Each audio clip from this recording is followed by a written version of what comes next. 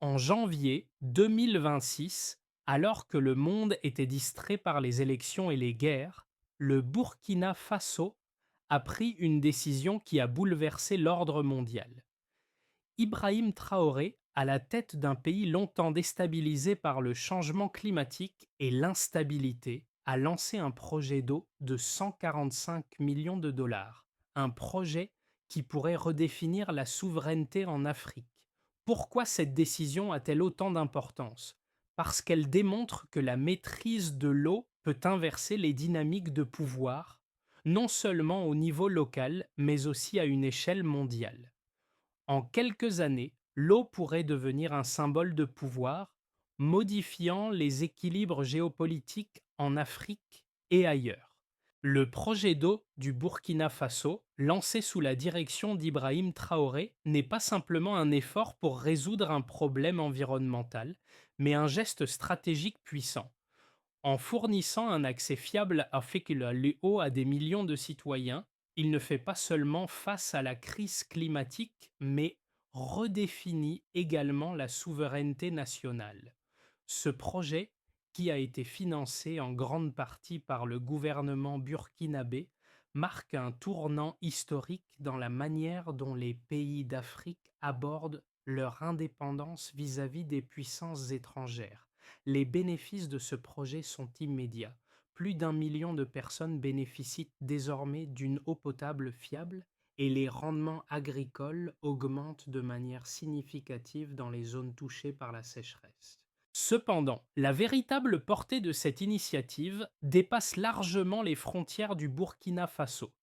C'est un message fort envoyé à d'autres nations du Sahel et au reste du monde.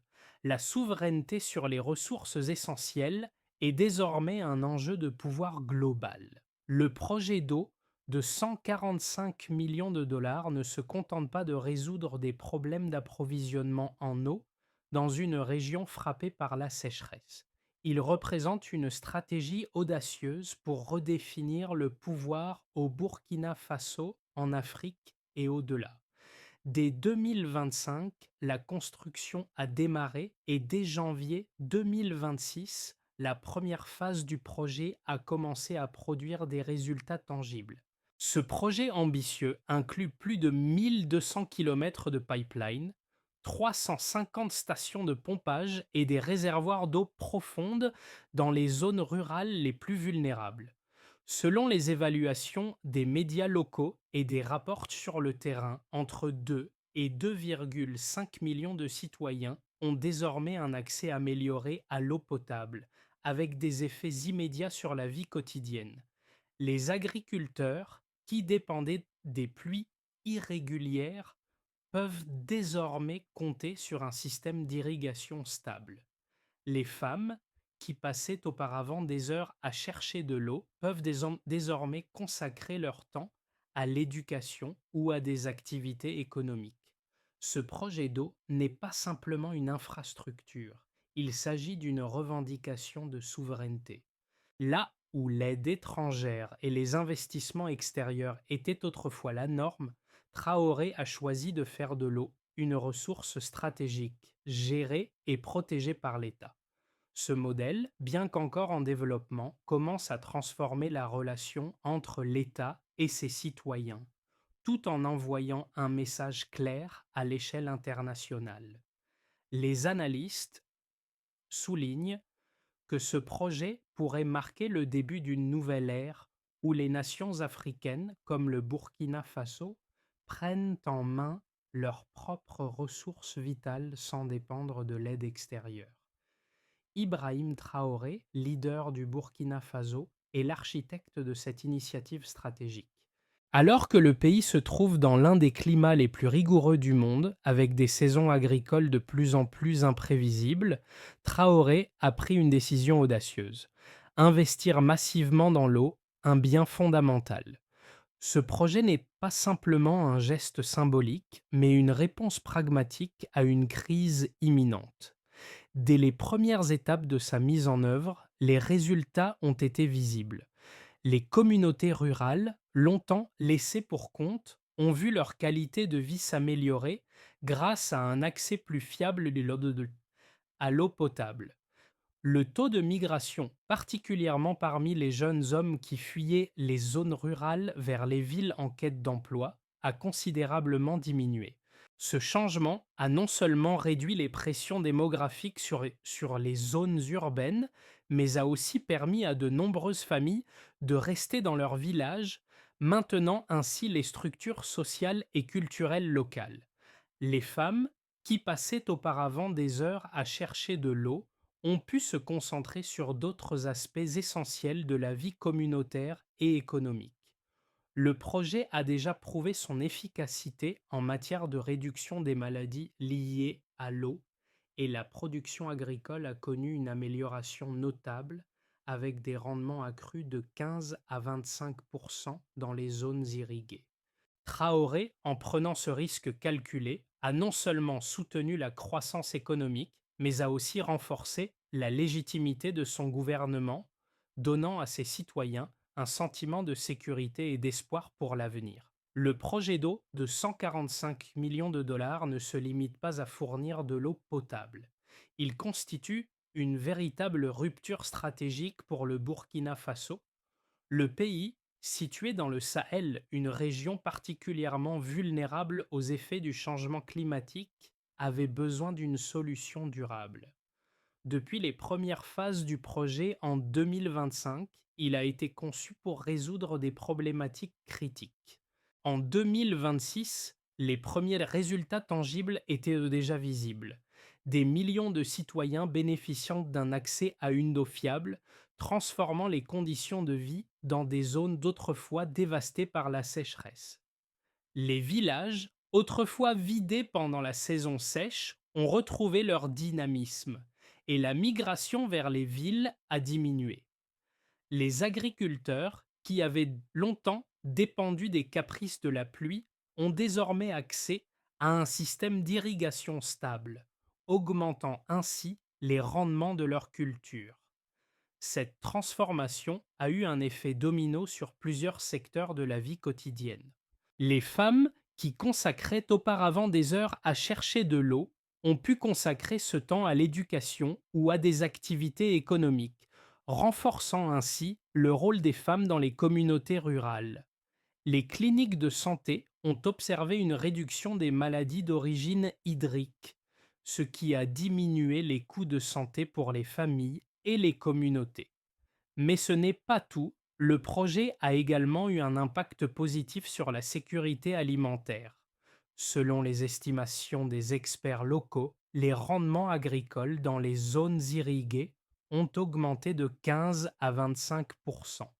Ce changement a permis aux familles de mieux se nourrir, tout en réduisant la dépendance à l'aide extérieure. Le modèle adopté par Ibrahim Traoré n'a pas seulement changé la vie des citoyens burkinabés, il a également envoyé un message puissant à l'international. Le contrôle des ressources vitales, comme l'eau, est désormais un instrument stratégique de souveraineté. Alors que le monde regardait de près la mise en œuvre du projet, des observateurs internationaux ont rapidement remarqué l'approche unique de la gouvernance de Traoré. Contrairement aux projets d'aide traditionnels qui reposent sur une forte participation internationale et des financements étrangers conditionnés, le projet d'eau de Burkina Faso a été conçu comme une initiative nationale, en grande partie financée par les ressources internes du pays. Cela a renforcé la perception que le pays, souvent considéré comme fragile sur le plan politique, commençait à s'affirmer et à prendre le contrôle de son destin. Cette approche a changé la dynamique politique à l'intérieur du pays et a attiré l'attention des analystes internationaux. Ils se sont demandé si ce modèle pourrait être reproduit dans d'autres pays du Sahel confrontés aux mêmes défis environnementaux et politiques. Le projet d'eau de Traoré pourrait bien être un précédent pour une nouvelle génération de gouvernements africains déterminés à prendre en main leur avenir sans dépendre des aides extérieures. Le projet d'eau de 145 millions de dollars a non seulement apporté des changements qualitatifs, mais aussi des résultats mesurables qui confirment son efficacité. Dès la première phase du projet, plusieurs indicateurs clés ont montré des améliorations tangibles dans la vie des Burkinabés. Selon les estimations des médias locaux, plus de 2 millions de personnes ont été cessant de bénéficier d'un meilleur accès à l'eau potable. Cela a eu un impact direct sur la santé publique. Les cas de maladies liées à l'eau, comme le choléra et la dysenterie, ont considérablement diminué. Les autorités sanitaires locales ont rapporté une baisse de 30% des infections d'origine hydrique dans les régions touchées par le projet. En plus de l'amélioration des conditions sanitaires, le projet a contribué à une augmentation de la productivité agricole. Les zones irriguées ont vu une hausse des rendements de 15 à 25% par cycle de croissance. Ces chiffres sont particulièrement significatifs dans un contexte où l'agriculture dépend fortement des conditions climatiques. Les agriculteurs, qui autrefois jouaient au dé avec la pluie, peuvent désormais planifier leurs récoltes de manière plus prévisible, ce qui assure leur sécurité alimentaire et renforce la résilience des communautés rurales. Un autre indicateur important est l'impact sur la migration. Avant le projet, des milliers de jeunes burkinabés migraient vers les villes ou les pays voisins en quête de travail. Cependant, avec l'amélioration des conditions de vie dans les zones rurales, ce phénomène a considérablement ralenti. Selon les autorités locales, le taux de migration des jeunes hommes a diminué de 40% depuis la mise en œuvre du projet. Cela a permis de renforcer la stabilité des communautés rurales et a contribué à la réduction de la pression démographique sur les zones urbaines. Le projet a également permis de rétablir un équilibre dans les dynamiques sociales, car les femmes, qui consacraient auparavant une grande partie de leur journée à la collecte de l'eau, ont désormais plus de temps pour participer à des activités économiques et sociales. En outre, les écoles rurales, qui avaient déjà tendance à fermer pendant la saison sèche, sont restées ouvertes grâce à l'accès à l'eau. Les enfants ont ainsi pu poursuivre leur éducation, réduisant ainsi les interruptions scolaires. En termes financiers, le projet a montré un retour sur investissement rapide. Les coûts associés à la réduction des maladies liées à l'eau et à la migration ont permis au gouvernement burkinabé d'économiser des millions de dollars chaque année. De plus, le projet a permis de stimuler l'économie locale en créant des milliers d'emplois dans la construction, l'exploitation et la maintenance des infrastructures liées à l'eau. Ces résultats quantifiables prouvent que l'initiative d'Ibrahim Traoré a non seulement résolu un problème humanitaire immédiat, mais a également posé les bases d'un développement durable à long terme pour le Burkina Faso. Le projet d'eau du Burkina Faso, bien que largement salué pour ses résultats immédiats, a également fait l'objet de critiques et de débats. Deux points de vue opposés se sont affrontés. D'un côté, les partisans de la politique de Traoré, qui voient dans ce projet un tournant dans la souveraineté des ressources africaines, et de l'autre, les sceptiques qui mettent en doute la durabilité de l'initiative et les risques associés à une centralisation accrue du pouvoir.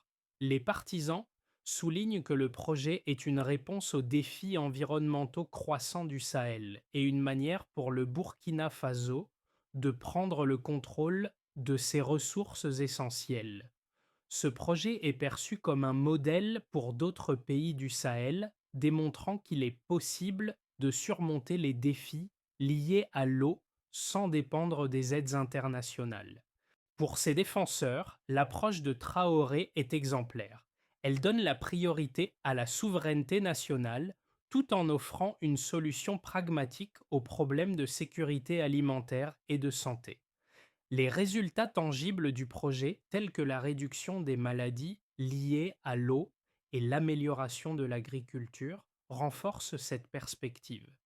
Cependant, les critiques soulignent plusieurs risques associés à ce modèle. Tout d'abord, La centralisation du contrôle des ressources vitales dans les mains de l'État pourrait nuire à la transparence et à la responsabilité, ouvrant la porte à des abus de pouvoir.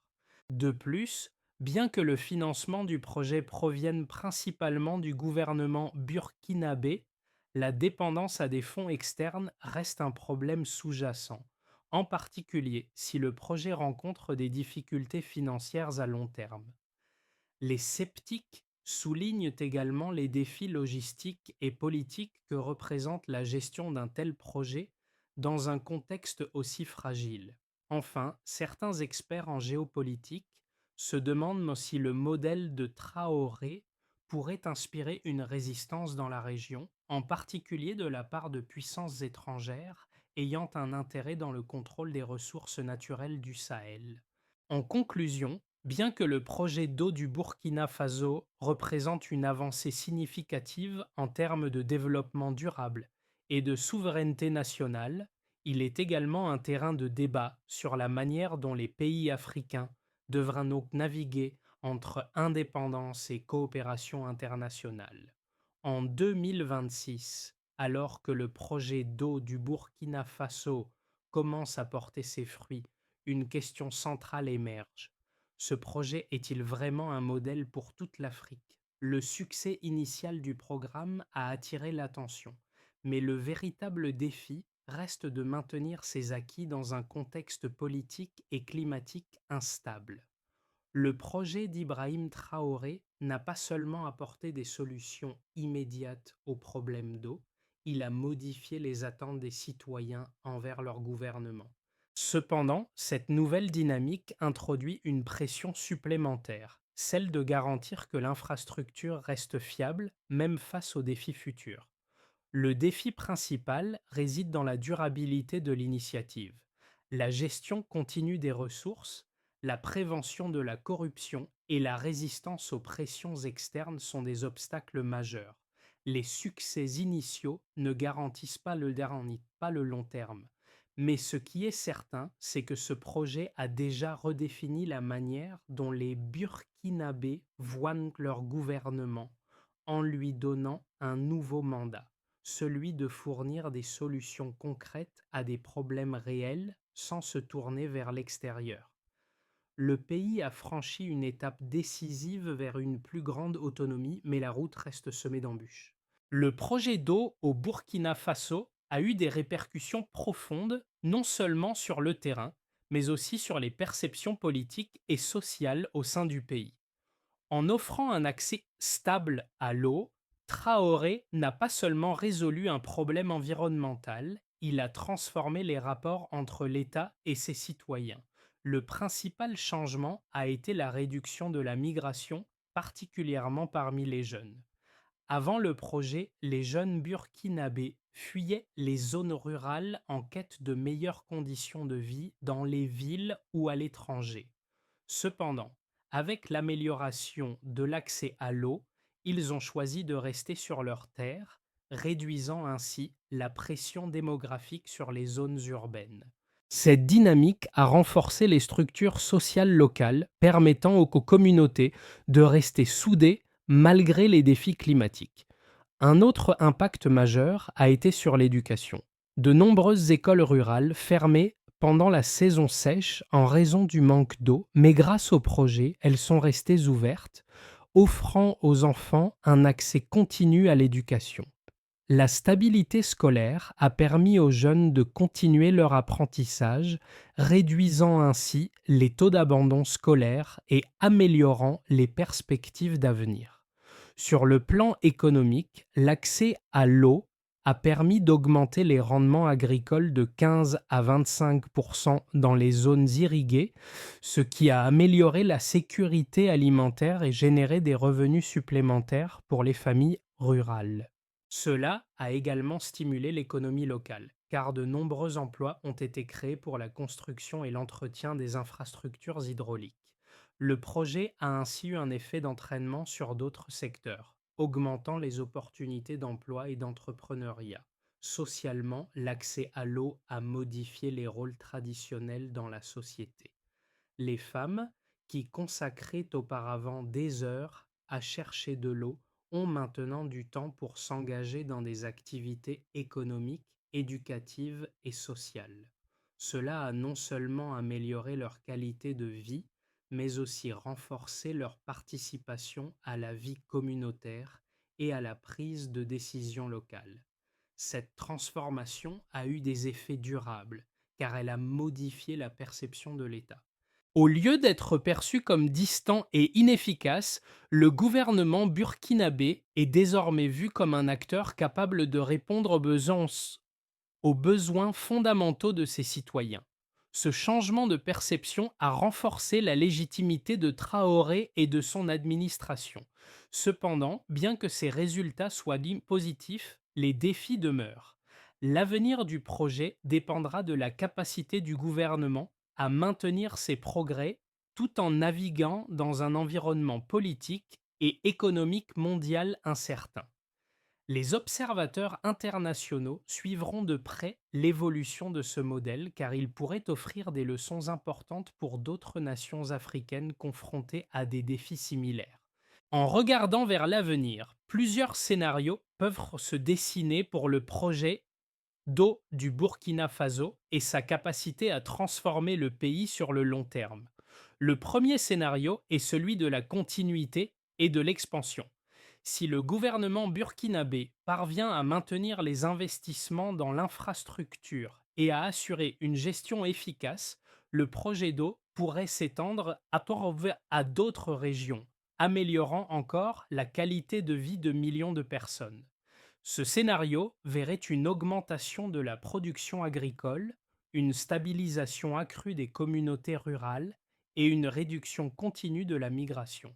L'éducation et les soins de santé s'amélioreraient également, car l'accès à l'eau réduirait les risques de maladies et permettrait aux enfants de continuer à étudier, tandis que les femmes auraient plus de temps pour participer à des activités économiques. Cependant, pour que ce scénario devienne réalité, le gouvernement devra renforcer les institutions locales, garantir la transparence et la responsabilité, et éviter les risques de corruption. Le deuxième scénario envisage une stagnation ou un recul. Malgré les succès initiaux, des défis importants pourraient freiner la pleine réalisation du projet. Des problèmes financiers pourraient survenir si les ressources internes ne suffisent pas à maintenir l'expansion des infrastructures. La gestion de l'eau pourrait également être entravée par une mauvaise coordination entre les acteurs publics et privés ou par une gestion inefficace des ressources. Le manque de gouvernance et la centralisation accrue du pouvoir pourraient provoquer une résistance interne, affaiblissant la légitimité de Traoré. Si ces problèmes ne sont pas résolus, le projet pourrait échouer à atteindre son plein potentiel, ce qui pourrait entraîner une recrudescence de la migration et une instabilité accrue dans les régions rurales. Le troisième scénario, plus incertain, est celui d'une résistance politique et géopolitique. Alors que le Burkina Faso commence à prendre le contrôle de ses ressources en eau des puissances extérieures, pourraient ne voir cela comme une menace pour leurs propres intérêts. Des pressions internationales pourraient être exercées pour limiter l'indépendance du pays, notamment par des sanctions économiques ou des tentatives d'ingérence dans la gestion des ressources. À l'intérieur du pays, les forces d'opposition pourraient exploiter les tensions sociales liées à la centralisation du pouvoir et au risque de corruption. Si ces forces parviennent à gagner en influence, cela pourrait conduire à des troubles politiques mettant en péril la stabilité du projet. Cependant, si Traoré parvient à naviguer habilement dans cet environnement complexe, il pourrait renforcer sa position en tant que leader régional, offrant au Burkina Faso une place plus centrale dans la politique africaine. Ces trois scénarios offrent une gamme de possibles pour l'avenir du projet d'eau du Burkina Faso. Si le pays peut surmonter les défis internes et externes, il pourrait devenir un modèle pour d'autres nations africaines. Mais la route vers la stabilité et la prospérité reste semée d'embûches. Le projet d'eau du Burkina Faso ne concerne pas seulement les millions de Burkinabés qui bénéficient directement des améliorations, mais il soulève également des questions fondamentales pour nous tous à l'échelle mondiale. En ces temps de changement climatique et de tensions géopolitiques croissantes, l'accès à l'eau est devenu une question stratégique. Pour beaucoup d'Africains, ce projet symbolise bien plus que la gestion d'une ressource naturelle. C'est une affirmation de souveraineté et d'indépendance face à des décennies de dépendance à l'aide étrangère. Mais pour vous, où en êtes-vous dans cette réflexion sur la gestion des ressources? L'histoire de l'eau au Burkina Faso nous invite à repenser notre propre relation avec l'eau, un bien essentiel souvent pris pour acquis dans de nombreuses régions du monde. En tant que citoyens du monde, nous devons reconnaître que l'accès à l'eau n'est pas simplement un droit humain fondamental, mais un levier de pouvoir qui façonne les relations internationales. Comment ces dynamiques influencent-elles votre propre perception de la politique et de la gestion des ressources dans votre pays? À mesure que nous avançons dans un monde de plus en plus interconnecté, il devient impératif de repenser notre rôle dans la préservation de l'eau et de soutenir des modèles qui renforcent l'autonomie des nations. Le Burkina Faso, bien que confronté à des défis énormes, a ouvert une voie que beaucoup d'autres pays pourraient suivre pour se réapproprier leurs ressources essentielles. Ce projet d'eau est donc plus qu'un simple exemple de développement. C'est un modèle de résilience et d'indépendance qui doit nous interroger sur les futures directions à prendre à l'échelle mondiale. Alors, comment allons-nous réagir? Le succès du projet d'eau au Burkina Faso montre qu'il est possible pour un pays de prendre le contrôle de ses ressources vitales, mais la route vers la durabilité reste complexe. Pour que ce modèle se pérennise, trois actions complémentaires peuvent guider la suite. D'abord, il faut renforcer les capacités locales. Le gouvernement doit continuer à investir dans la formation des techniciens sur place afin qu'ils puissent gérer les infrastructures sur le long terme. En parallèle, il est essentiel de mettre en place des mécanismes de suivi transparents pour limiter la corruption et garantir que les ressources soient utilisées à bon escient. Ensuite, la coopération régionale doit devenir un pilier. Le Burkina Faso devrait collaborer avec ses voisins pour établir des stratégies communes de gestion de l'eau, en particulier face aux menaces climatiques. Une telle coordination renforcerait non seulement la stabilité des ressources, mais faciliterait aussi le partage des technologies et des bonnes pratiques entre les pays du Sahel. Enfin, il est important de diversifier les sources de financement. Même si le financement local a permis d'amorcer le projet, il reste crucial d'ouvrir d'autres canaux, comme des partenariats avec des entreprises privées, des prêts à faible intérêt via des organisations internationales ou encore des fonds des Nations Unies dédiés à la gestion des ressources naturelles. Si ces trois axes sont suivis, le Burkina Faso pourrait non seulement renforcer sa position en tant que leader en matière de gestion des ressources, mais aussi créer un modèle exportable pour d'autres pays africains. Ce projet montre qu'il est possible de répondre aux défis immédiats sans sacrifier la souveraineté à long terme. À mesure que le Burkina Faso franchit une nouvelle étape de son développement, l'impact du projet d'eau ne se limite pas simplement à des chiffres ou à des infrastructures. Il est incarné dans les vies transformées. Ibrahim Traoré, qui a mené ce projet avec une vision claire de souveraineté et de résilience, a ouvert une voie pour un futur plus autonome.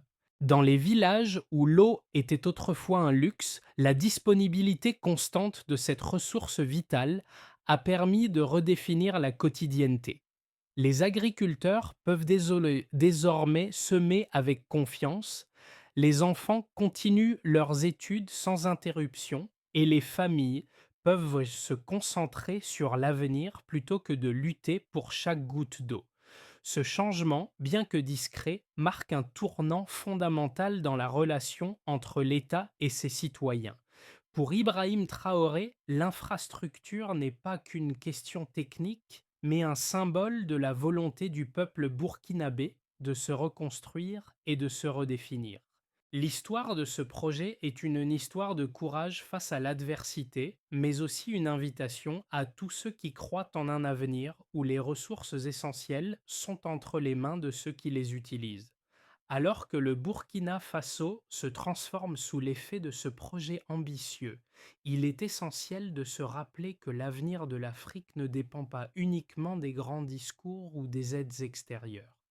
L'indépendance des ressources, comme celle de l'eau, est un choix stratégique que chaque nation doit faire. Le projet de Traoré montre qu'il est possible de se libérer de la dépendance tout en apportant des solutions concrètes aux problèmes pressants.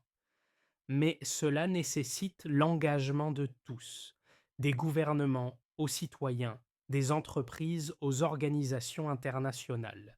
Que pouvez-vous faire pour soutenir des initiatives similaires dans votre région? Comment pouvez-vous contribuer à un avenir où les nations, surtout en Afrique, prennent en main leur propre destin? Ce n'est pas seulement une question d'infrastructure, mais d'une véritable réappropriation du pouvoir. Partagez vos réflexions, impliquez-vous dans les projets locaux et ensemble, créons un avenir durable pour les générations à venir. Le Burkina Faso a montré la voie, à vous de la suivre.